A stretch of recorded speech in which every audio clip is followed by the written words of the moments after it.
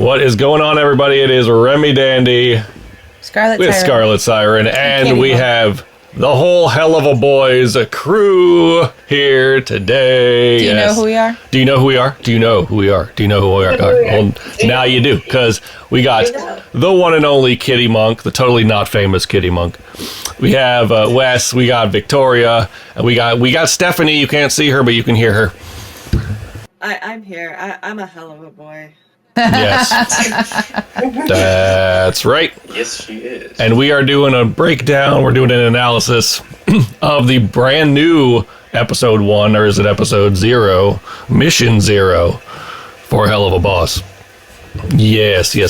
So guys, I guess let's first just discuss our thoughts on the episode, like what did we think was going to happen going into it, and then after watching it the first time, what did you guys think of it? Was it better, worse than the original pilot? What did you think? Starting with Yep. Sorry, I was going to say the first thing that I would like to say was I did like how I was curious about how they were going to lead into the first episode of what's it called? Episode name, Murder Family.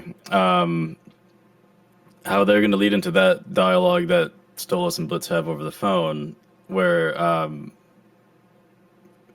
first off, let me say I think they tied it in really well, where they kind of had like just started discussing the initial like potential thing between them, and then it's like in a Murder Family, you have Stolas calling him back and saying, "Hey Blitzy, I've been thinking," and it's like, okay. So that was cool how they did that. I think. Mm-hmm. Yeah.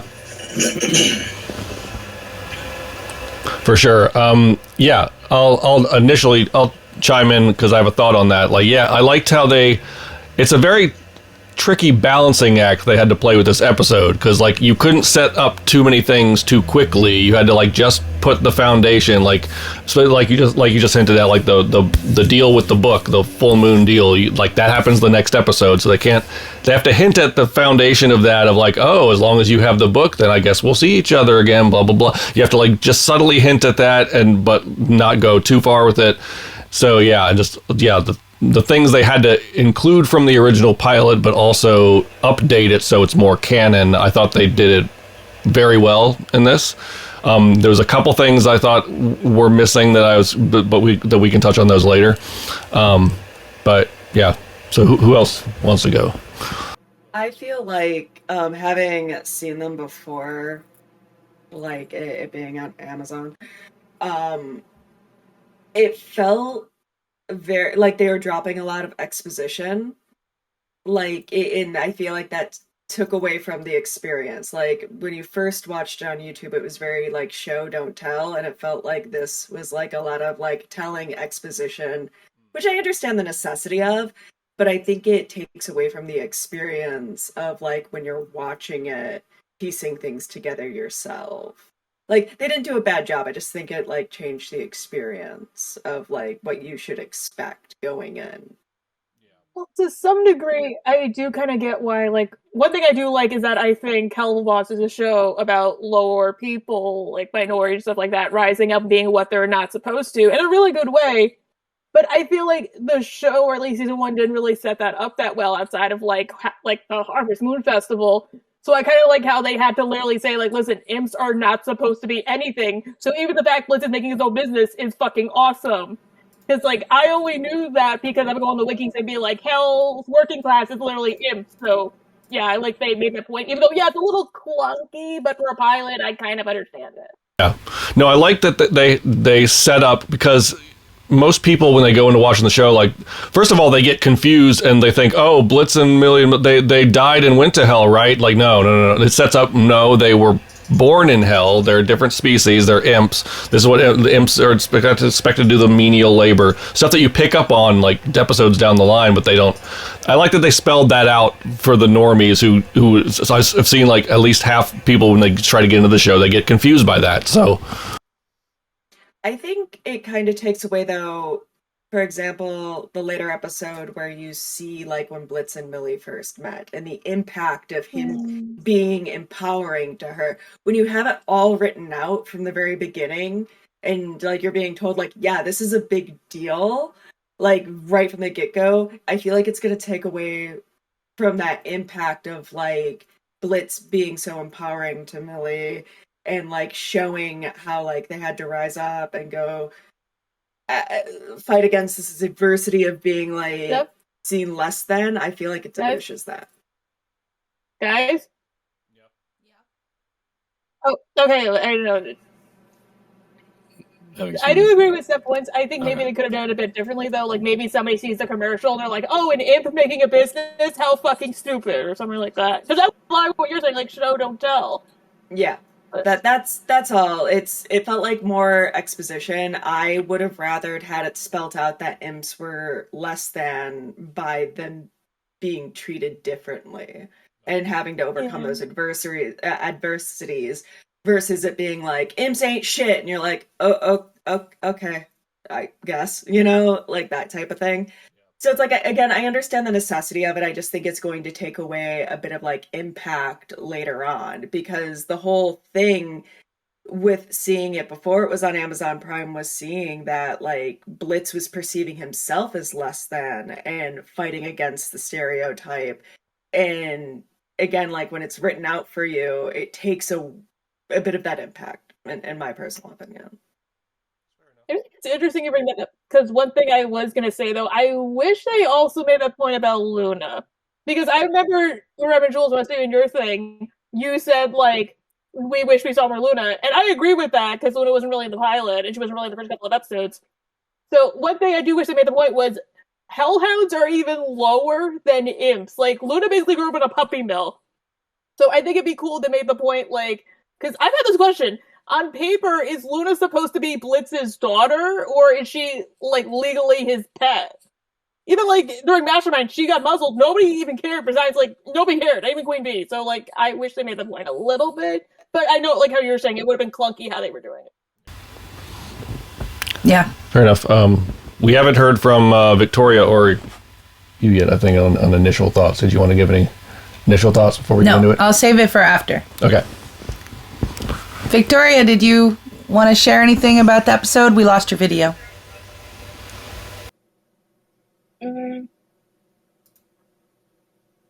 I thought it was good. But what caught me off guard is there's on the top, I don't know if you noticed, but there's gonna be like a new villain, but we don't know who it is. A lot of theories on that, and I think we can get further into that when we get to that part of the episode. I think, because there's a bunch of theories, and I think they're all valid. So, yeah.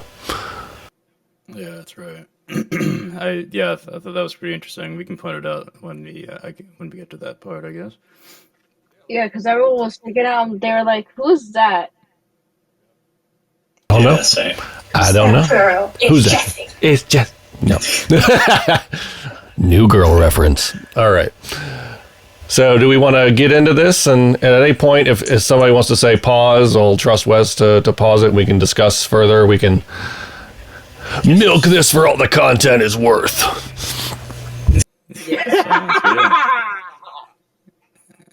All right, awesome. Let's go ahead and get started. All right, darlings.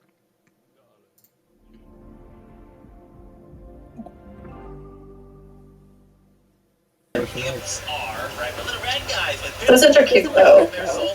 I got my horns. Okay.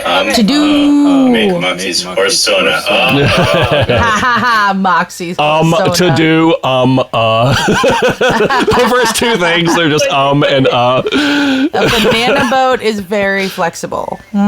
Business. Yeah. Says Yoga makes a mad cocktail. It looks like the horse from Bugs Bunny. Oh my god, that's amazing.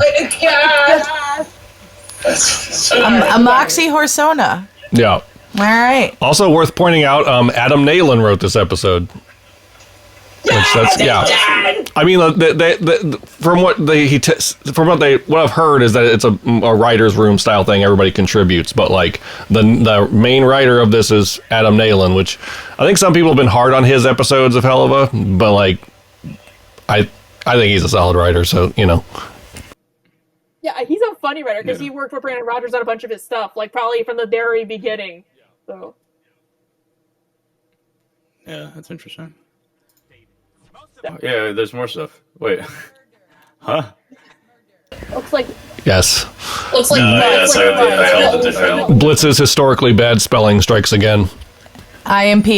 Looks like he's giving IMP the like. Yeah, it does, totally. He's like, it's holding it. It's And like then it's holding it in his Moxie is hand. like crashing a head. Crash your head. Crash your head. Crash your head. What does it say? Lures like butt? Looks like butt. Looks like The butt. M looks like a butt. Yep. It's got a. There's one back there that's in the top corner that says IMP, but it's like spelled. Ah, there we There go. you go. Okay, Immediate murder professionals. Immediate. The pilot, they were interacting with humans. Like they were in the hospital with a little kid. They throw the kid out on the TV, and it wasn't until episode. Yeah. So one of the complaints that you had, I think you were harder on it than me, was that there wasn't enough of the original IMP jingle in this episode. Yeah. And yeah, I don't think they needed to redo the jingle as a metal song. Like it was weird. Like I don't know. whereas The original jingle is a jingle because it's going to be in a commercial. I thought it was so funny the way they did it before. Whereas I like the new version of the imp jingle. I just wish they had put the. I guess the plus side is if you become a fan, it gives you an excuse to watch that original pilot and then see it. But like, I'm going into it assuming people are not going to watch the original pilot and they're going to start with this. And if you do that, you don't get the original imp jingle, that's a little sad. That's a little yeah. Yep. Yeah, I agree with that. I just thought the episode should have the jingle because that's what would be in a commercial. And then if they wanted to redo it, then roll in the credits, they could have the weird big hair metal version, Meatloaf hair metal-esque gospel singing. I don't know what's happening in the. It was very Iron Maiden. It's like was very Iron Maiden to me. multi-genre over the topness, which that would be better during the credits, in my opinion. That was our friend Lyle Raff. We know him from all these things. Yes. He did Mustang Dog. He Yeah. was the one who did that one in his band, and he was the one who did the closing one, so I think that's why they let him Gotcha. But no, I agree. Speaking of songs, they didn't include Oh Millie, which surprised me. Because on the album, They recorded it with Vivian Nixon instead of Erica Lindbeck, so that's surprising. I was gonna mention that too, and I didn't. Yeah, that's interesting. I didn't clock that until after watching the episode too. I'm like, oh, they didn't include O'Milly at all. I'm like, oh, okay. All right. Yeah, you do lose that charm, but yeah, it's super. They're probably trying to poke fun at like animes and stuff like that. The anime intro, wild and crazy. Yeah. It is a very anime I intro, just so I like it. So yeah, I like it for that element of it for sure. Love a good anime intro. There's a very similar joke in the first episode of Boondocks. I don't know how many of you have watched Boondocks, but if you haven't, it's like black family in a suburban neighborhood. It's a very racially charged show. They use the N-word pervasively. There's a joke where the granddad is like, "Boy, we do not use the N-word in this house," and his grandson is like, "Granddad, you said use the N-word 51 times yesterday. I counted." He goes, "N-word, hush." It's a very similar joke here where he's like, "We do not use that language here." He's like, "The F word's half your vocabulary, sir." So like, I like, I don't know if that's a reference or if what, but like, it's a very, I like that connection. And then they will proceed to use the F word and other words a bunch in this show. So like, it's good comedy and I appreciate it. Let's talk a lot of words. My favorite being Shucklefuck. Yes. Yes. Chucklefuck's a good one. Yeah, that one's pretty good. I like that we have uncensored C words now, which I'm not going to use because we're on YouTube. But yeah, we get those in the show now, so that's fun. Yeah, I watched up to Spring Broken. I was like, yeah, that's a new one. No, you know the story for that one? That one was they included it uncensored, and the whole episode got age restricted, so they had to go back and censor it and put it back up there. That's why going forward they just don't include it, or if they do, they just censor it. There you go. Interesting. Perks of the Bezos money. in the original show, if you like ignored the original pilot, it just jumps from Blitz stole the book to okay, we're doing a booty call for the book. I like that they have this scene in here now, like you stole my book, like Yeah. like that that's one perk of them going back and doing this episode is that they could connect that dot. So. Well, tone-wise, I like that they're bringing Stolas in, and these first few glances of him, he seems menacing. Yeah. And ominous. Yes. And like the double sets of the red eyes in the dark before we've even seen what he looks like. We're getting that like, oh, is this a nemesis? Is this like a villain? Like, what's going on? You get a sense of his power, yeah. And if in a moment, we will see more of Stolas. If he wanted to, he could go in there and yeet, you know, Blitz into oblivion. But like, he doesn't. He doesn't do that. No. And I wonder why. Yeah. Lucky he picked this specific one. Yeah. Because if he picked like Andy, like he'd be fucking dead. Right. True. Yeah. I was like, yeah. I like it's very. I like that they subtly this moment subtly sets up the sadness and disappointment this owl is about to feel throughout this series. It does it in a way. Yeah. That's one. Oh my god! You see the portrait. Oh, sorry. Yeah. Go ahead. No, they changed the portrait in the background. It's his family. It's different, like design-wise. But fuck me, Blitzy. Yeah. It's basically like ridiculous. He's filled the bedroom with candles. He's strewn the rose petals around in a design. He created a custom sign. That's to announce his horniness, and that's one big strength of this one versus the original pilot. Is it definitely one we get way more Stolas in more ways than one, but it sets up the Blitz Stolas dynamic, the Stolitz dynamic way better, and we're not it's not like when that original pilot confused people because Stolas was voiced by somebody else. He had a completely different dynamic. He seemed like more of a villain. Yeah. In this, it's like they do. You see where it's going already. It's subtle enough. And then it was like, no, but it's horny. And I'm Stolas. And I'm silly. And I'm slinky. And I just discovered sex is fun. Yeah. Which made me really happy. I love how they changed that. Yeah. Oh shit. What's up? Oh yeah, sure. Yeah, sorry. that was a good shot. Yeah. I'm still bummed that they changed the delivery of "Sorry I Fucked Your Husband" so much because every panel ever, when they ask each character on it's the same audio to say the "Sorry I Fucked Your Husband" is the same audio. It's the same audio. Okay. Yeah, it's the same. They kept that. It hit me differently. Yeah, it's the book thing. I think it was the climbing off the railing and losing his balance joke was a little too on the nose. I felt like you could have done better with that. I definitely prefer the pilot. Oh shit! That was way better. Yeah, the tone and the pilot of that little scene is more impactful. But the rest of this, I think, is hilarious. Yeah. I love that he brought the whole boudoir into the office. Sorry, what? What was that, Victoria? I was gonna say I don't think it was as funny as the first one, in my opinion. Yeah. Yeah. I agree. But still glad it's included, and they hint at the hatred that Stella has. I mean, they had to, because if they did, better done. Why make it first place? Stelas. Yeah. The only words they've ever shared was an apology. That was how. I don't like Blitzo. I think the thing that I'm not too crazy about is that they kind of started off the situationship between Stolas and Blitz with this, where Blitz is already kind of annoyed and irritated. Like Stolas is an inconvenience, whereas like that felt like it was more of a build, like with the original pilot, it felt like it was more of a build up to the, oh, I keep getting like sexually harassed by this somebody who's in a higher position of power than me, and like the build up to that type of like frustration. It feels like they're kind of coming right out the gate with like, I'm embarrassed and ashamed and like vibes. Right. Well, like that's kind of like how I was feeling. Yeah. Well, the original pilot, he's like straight up like, oh, guys, one time, a privileged asshole, blah, blah, blah. Like, I thought he was harsher. I thought he was harsher on Stolas in the first pilot than in this version. And I don't know. I think that speaks with how Blitz takes on relationships, where he can be like, he pushes them away. Like, so for him to be like aggressive and like insulting and stuff like that feels very him.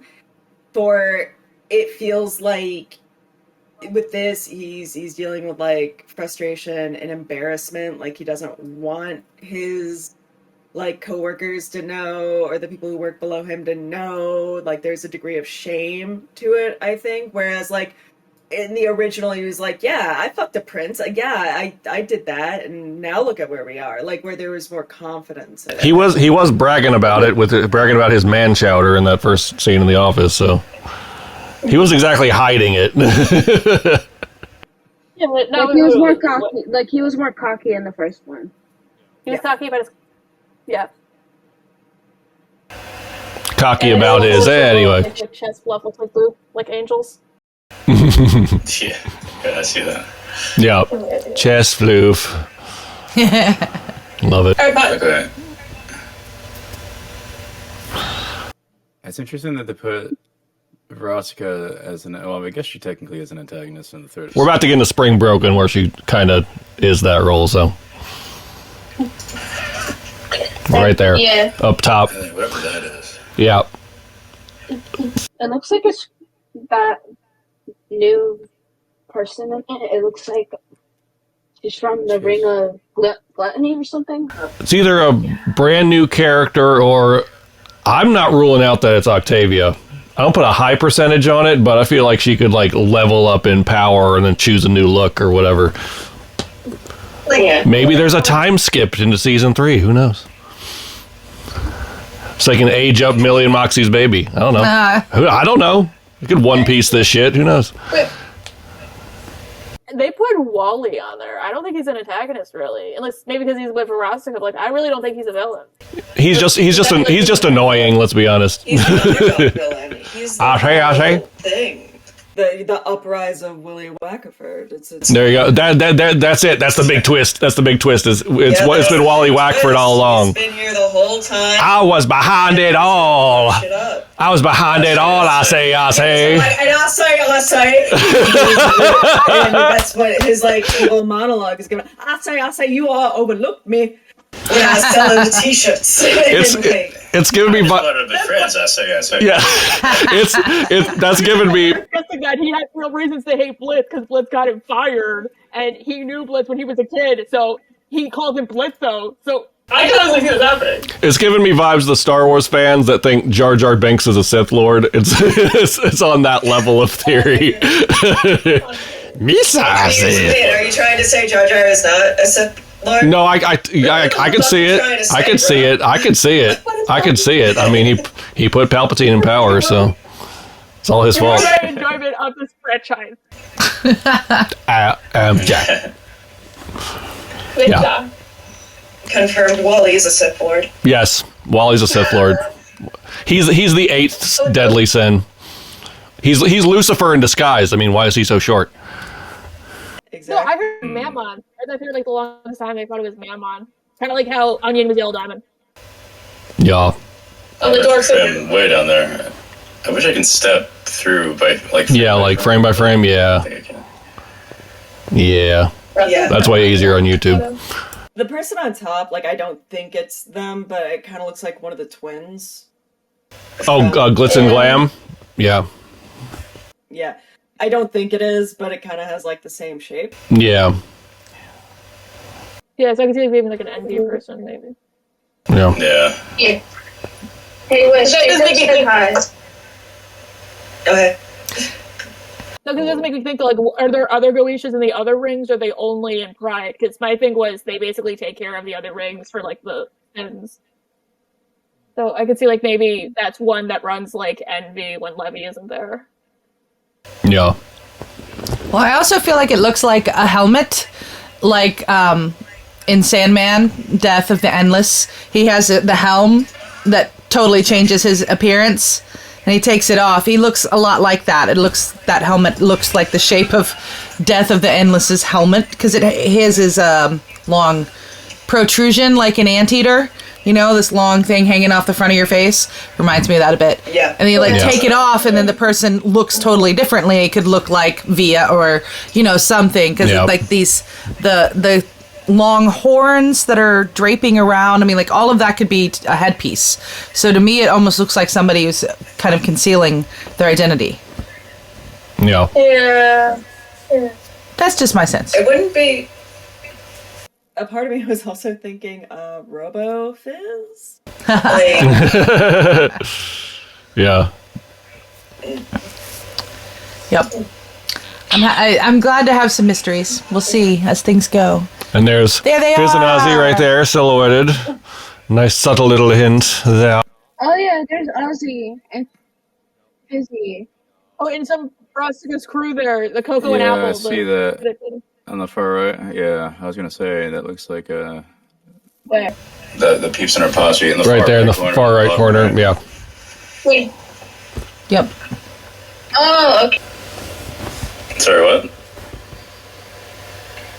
My brother Jacob said hi. Oh, say hi. Tell him we said hi.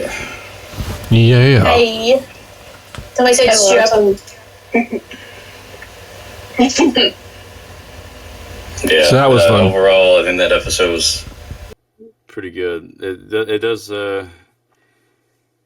It introduces the Stolas and Blitz dynamic in a different way from what we initially saw in the pilot, which wasn't necessarily canon to begin with anyway. But it sets up. I think it does a pretty good job at integrating itself and setting up for the future story that we know already. So then, like, from the perspective of somebody that one of my coworkers, that I'm like, hey, you should watch this show.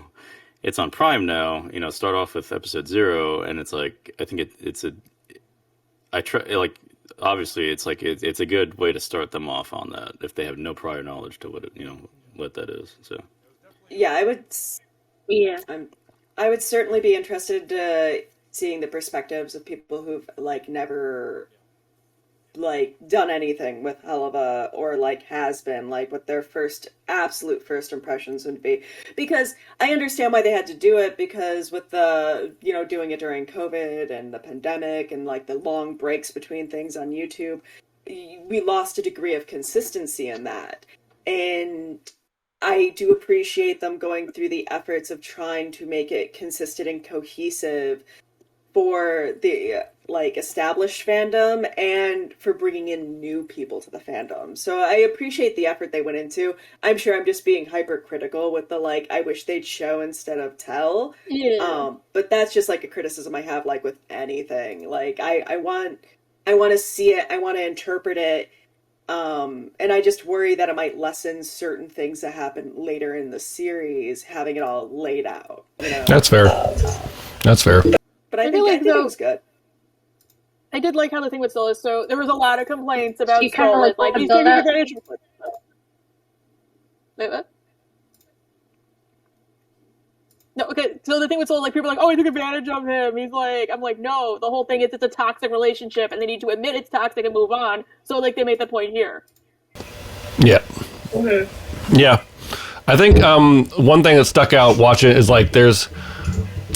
there was a bit of a lack of the dynamic between Moxie and Blitz. I guess they didn't want it to be super as insulting as the pilot was, but there's enough of it, the suicide note, yeah, well, I'll put you in my suicide note thing, but I don't know, there could have been a little more of that, I think, because they definitely had a more biting dynamic in the original pilot.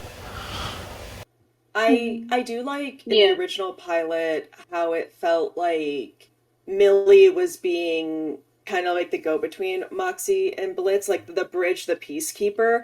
And you don't really see that. And this might be just the ace in me, but I'm never a big fan of overly sexual. It felt like they were really obnoxious with the Millie Moxie in the first episode, because you see that so much in the early episodes that it felt like a lot, like for it to be like episode 0. But again, that's probably just the ace in me. I've never been a big fan of like over like affectionate things like that. But again, that's probably just me. I do miss the Blitz stalking them at home doing random shit thing. Yeah. Are you fucking filming us right now? Yeah. Isn't really there. You just mainly get like he's just like filming them on his phone when they're like making out or whatever. Like that's kind of the only real hint you get at that. Yeah. And him being a weird stalker for their relationship. Yeah. What you dreaming about? I was dreaming my parents were being murdered, but now I would like to return to that dream, which is now worse in hindsight if you watch X-Men. I'm also a little sad that they didn't include the, okay, let's get back to talking about my outfit. What do you guys think? And he's like, yeah, that's... I wish they would have kept that line. I think that one was, like, so funny and, like, so Blitz that it really showed his personality that it's a bummer it's not in this episode, like, the... Yeah. That yeah. thing. But they can't do all the nods, you know? Yeah, again, like, we don't hate it. It's just, like, small, tiny nitpicks that, like, I feel like most fans would have, I guess you could say. It doesn't bring out your enjoyment, just like, I wish they did this. Yeah. Yeah, just things, you know, she's like, oh, they didn't do that. Like, I missed that they didn't do Oh Millie in this one. I'm like, oh, okay. Yeah. All right. Yeah, that would have been cute. But yeah, I guess looking at it overall, it's like it would have messed too much with the pacing, and it turns into like how the pilot was, which felt like an episode of The Office. Yeah. Right, like, exactly. Like a lot of like smash cut to like random thing, or it's like the Family Guy thing. It's like, oh, remember that one time? Yeah. Stuff like that. Yeah. I was told they were this. That's fair.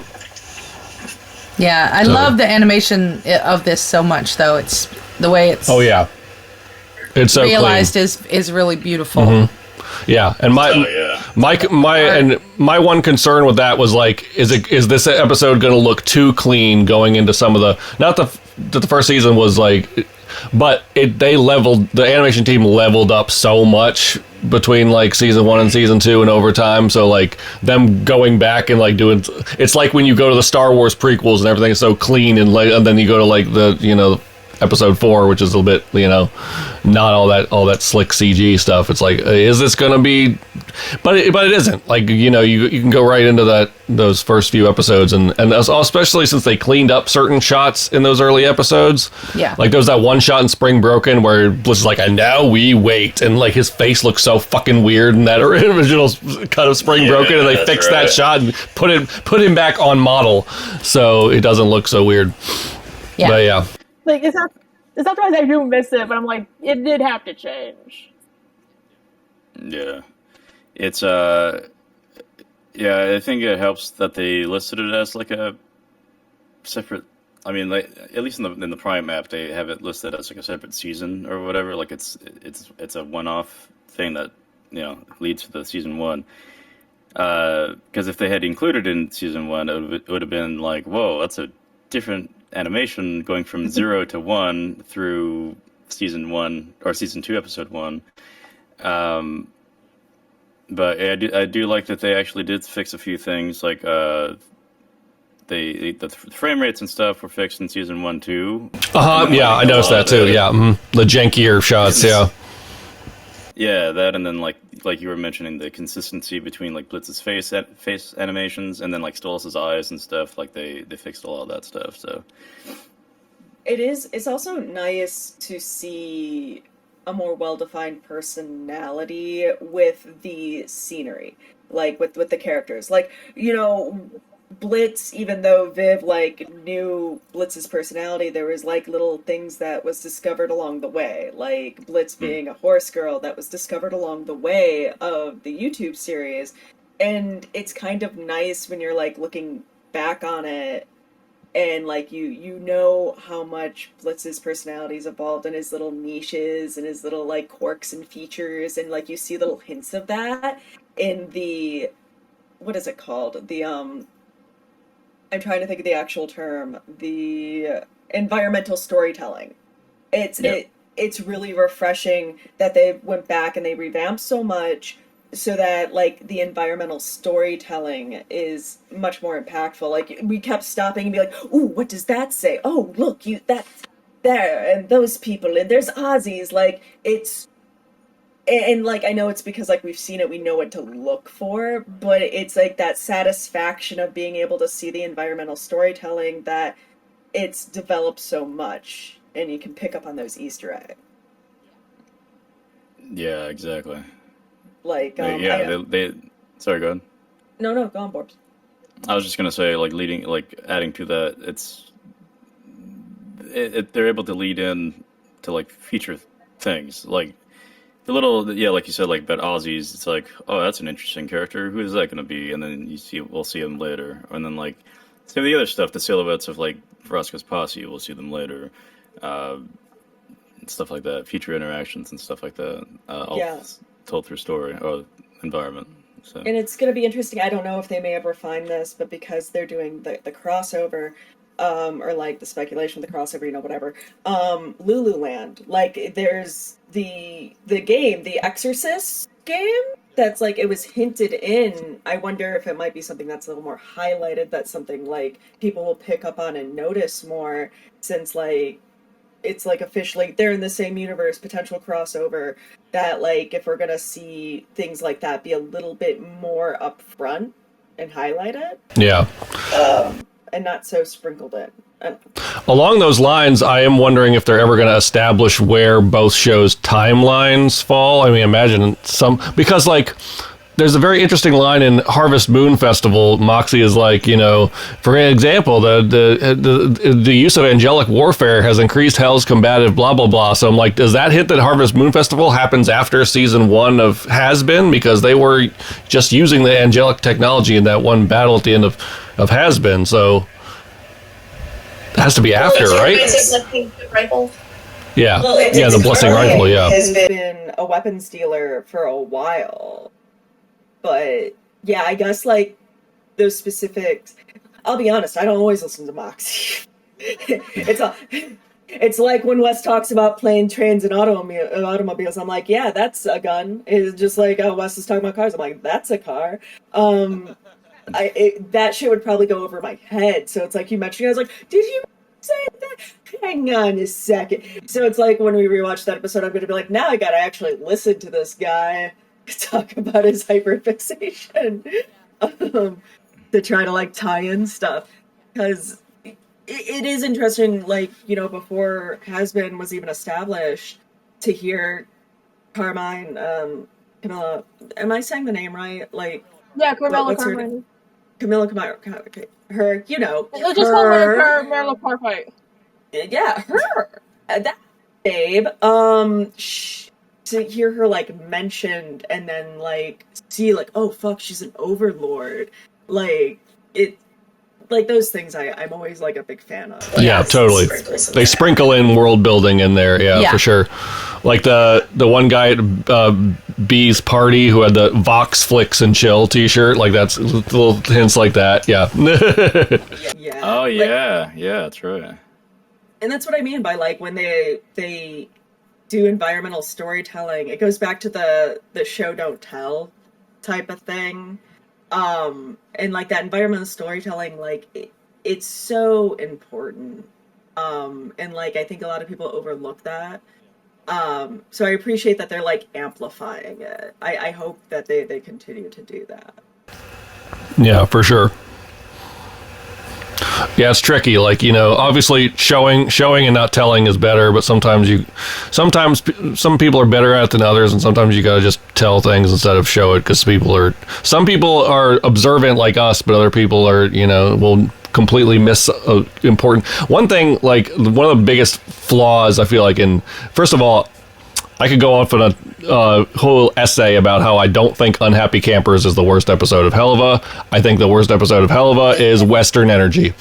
And I will die on that hill. I think it has good stuff in it, but I think it was executed not the best. I would agree with that. I think Happy Campers was absolutely necessary to like show that dynamic. I think that was like really important. Western Energy, I feel like It felt like a filler to me. Yeah, but also it's one of those episodes. A couple episodes in season 2 have this problem of they kind of they exist for one scene.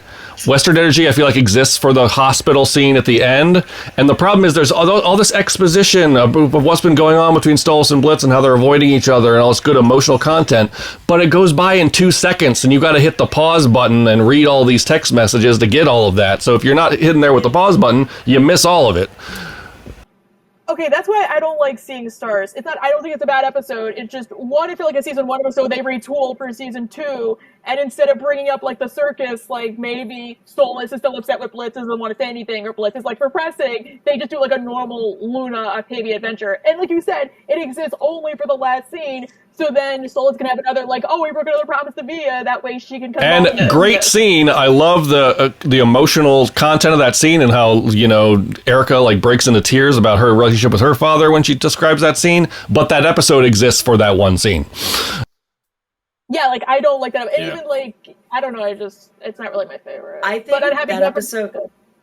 I'm sorry. I think that episode's important because you're looking at two people in different hierarchies and status, but they both share a common thing where it's like somebody I care about has gone missing. They both, and I think it's very sweet that you get to see the father-daughter dynamic between two of them, because even if they come from different social statuses, they both have somebody that they care about immensely and that they would go to great lengths to take care of and make sure are safe, even if it's like breaking the rules. So I think seeing that commonality between them is really important, because especially if they're laying it out with like the exposition of like int or less than Goetian prince, like being so obvious about it, I think that that's going to be even more important to show that there's a commonality between them, that like status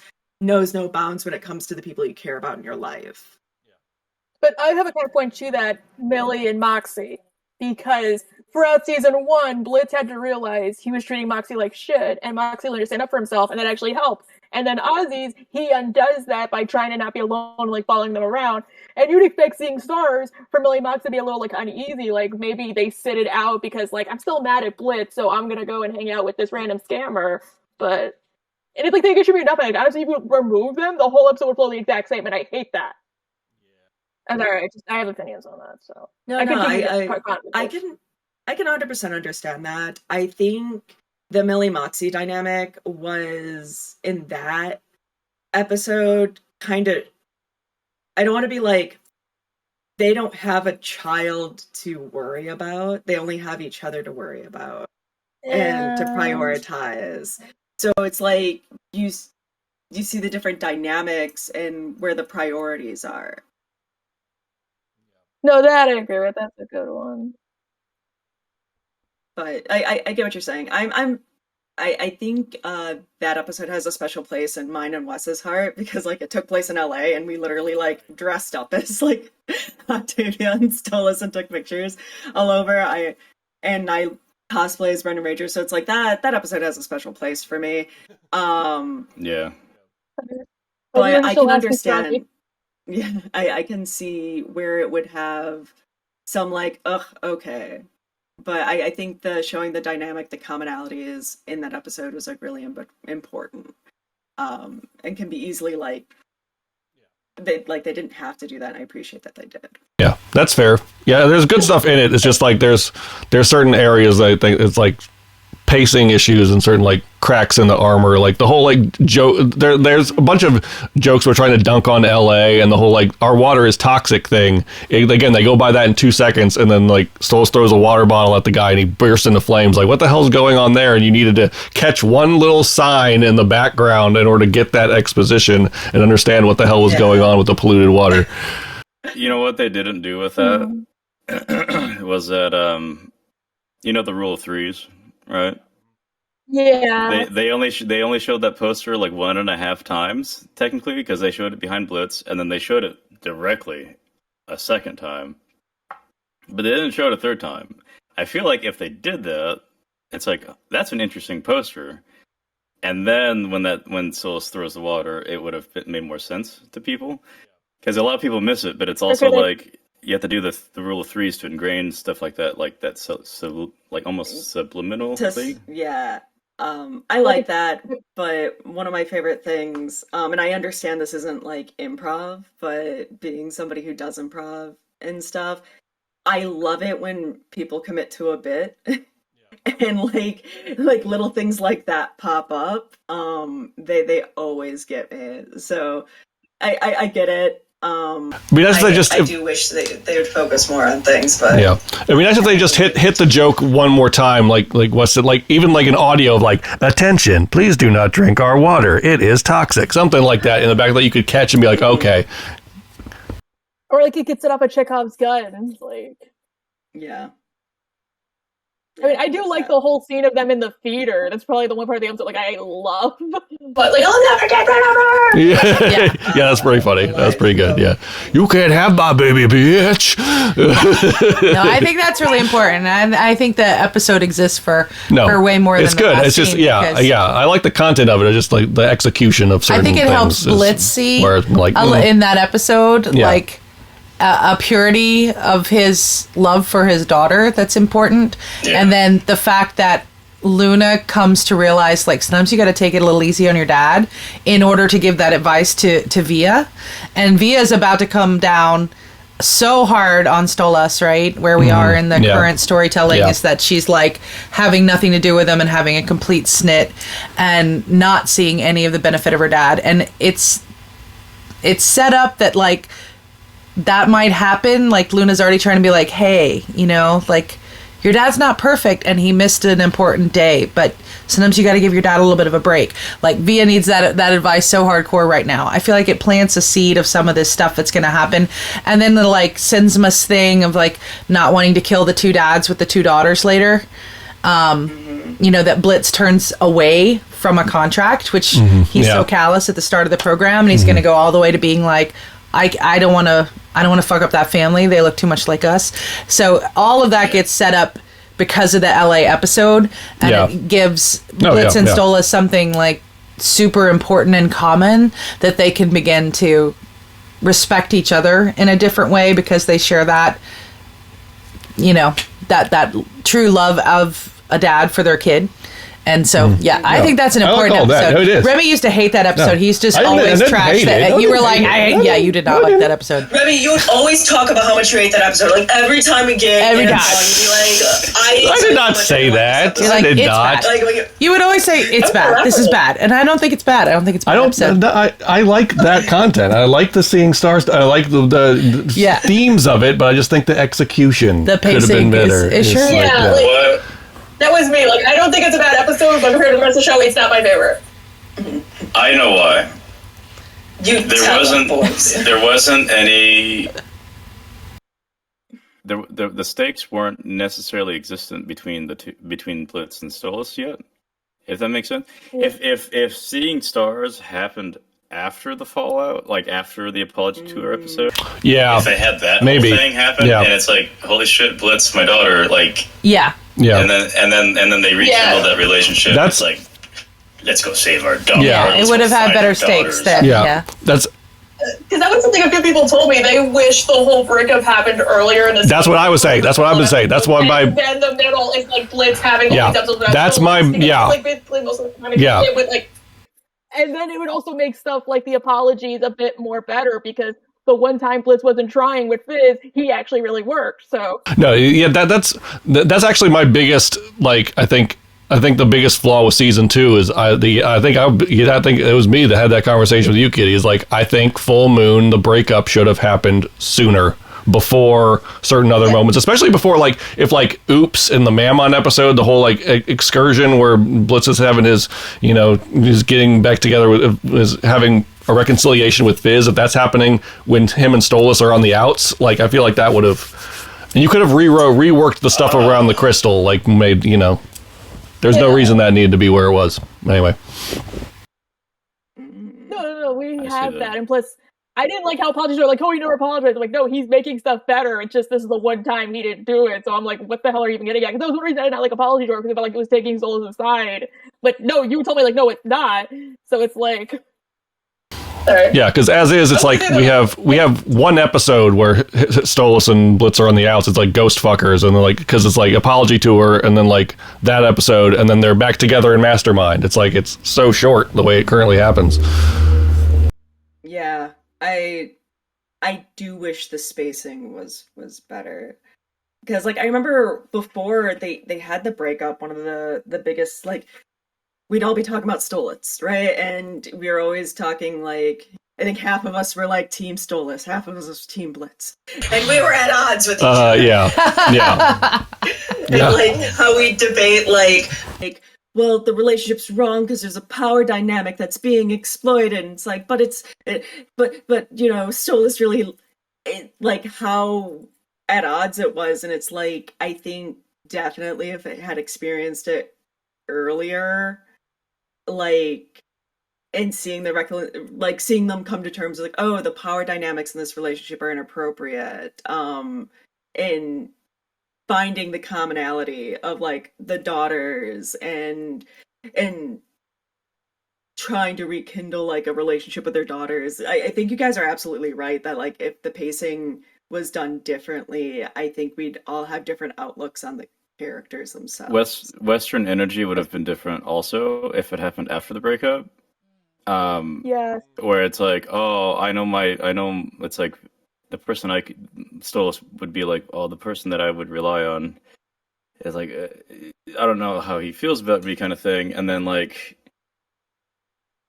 with it ending with the hospital scene, like the whole like Luna gets a shot thing, like, that I agree with doesn't necessarily need to be in that episode. But then if the abduction happens after they have their falling out, and then Blitz realizes, oh shit, he can get hurt, then there's like a different meaning behind all that. Yeah. That changes that entirely. Yeah. That would have like my preferred order of things, if you know the West cut, would be like they have their falling out. Maybe Blitz takes some time away from Stolas, goes to see Fizzy, and does that whole like, so the Oops episode happens, and then maybe the mid-season musical finale or whatever, and then they go to Hollywood together, and then they go to and then Western Energy happens, and then it's like the events of Mastermind or something like that, right? Like that sequence of things, I think, would have made a little bit more sense for their dynamic, because it would have been like kind of trying to rebuild that already with seeing stars, and then like, oh shit, he can get hurt, and then now suddenly he realizes it's not. Maybe he isn't this. Maybe he isn't such like so different than I, being on such a high level. Like he can get hurt too. Maybe I should reconsider this whole mindset that I have.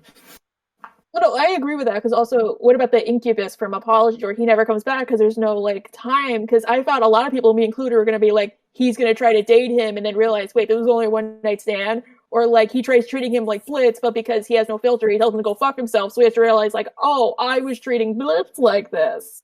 See, and then that would have been enough time for them to be like, Stolas maybe going out with this incubus and is like, he's actually a terrible person outside of bed, or something like that, right?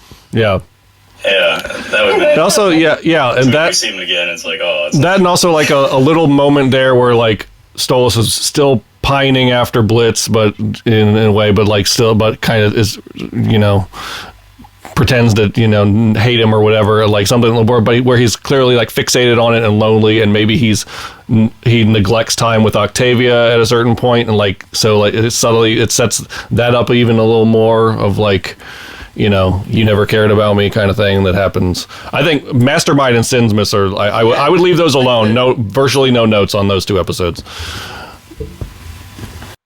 Yeah, those are the only thing I really have about Mastermind is itself. Those are. Yeah.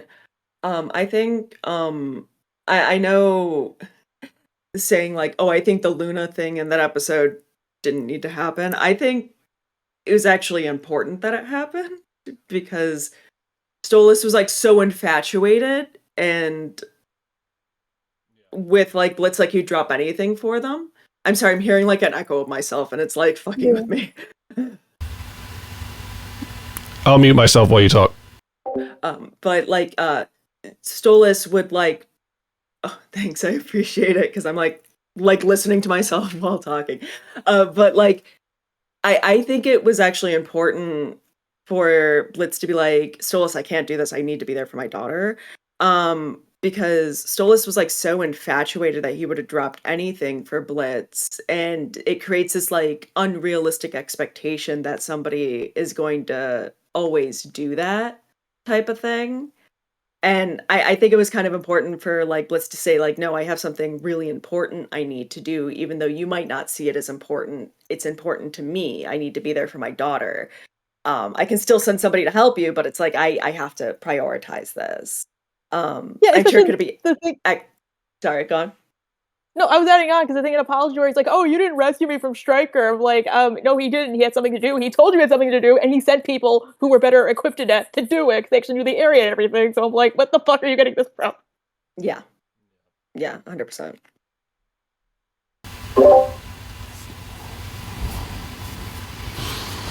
Cool. Yeah. Maybe a good stopping point for this episode 0. Yeah. Reflection. It was a good discussion. Or a discussion about the entire series show. and every episode. Yeah, exactly. Yeah. It kind of got larger in scope. Which it always does. You know, we geek up on this stuff. It's Helluva Boys. That's what you sign up for with these videos. So that's what you got to expect. I'm an impassioned individual. That's right. Like change. I have things to say. Yes. Are you wearing your mustache, Stephanie? They're like, well, I've put the mustache on. I have the mustache, so I have things to say. That's why I don't want to be on camera. I have my mansplaining mustache. There you go. Mansplaining stash. I stroke it gently. Mansplaining mustache. Love it. Oh, yes. That was a good discussion. Yes. Yes, that was good. Again, we are the Helluva Boys. Remy Dandy, Scarlet Siren, Wes, Stephanie, Victoria, Kitty Monk. Thank you guys for joining us for this. If you want to see more, hit subscribe, hit like if you liked it, and we'll see you guys in the next one, whenever that is. Probably around the time of Has Been. It's probably when we'll do a deeper discussion like this. So, yeah, until whenever you see us next. Take care. Bye. Yeah, love you, bye. Love you, bye. Bye.